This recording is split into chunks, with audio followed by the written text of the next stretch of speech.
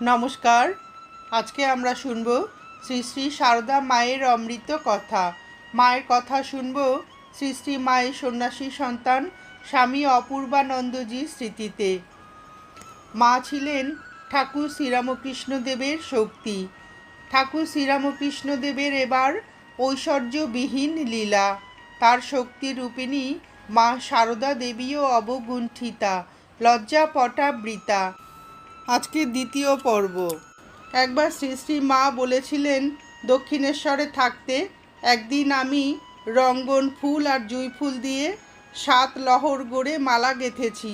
বিকেলবেলা গেঁথে পাথরের বাটিতে জল দিয়ে রাখতেই ফুলগুলি সব ফুটে উঠল। মাকে পরাতে পাঠিয়ে দিলুম। গয়না খুলে মাকে ফুলের মালা পরানো হয়েছে। এমন সময় ঠাকুর মাকে দেখতে গিয়েছেন। দেখে একেবারে ভাবে বিভোর।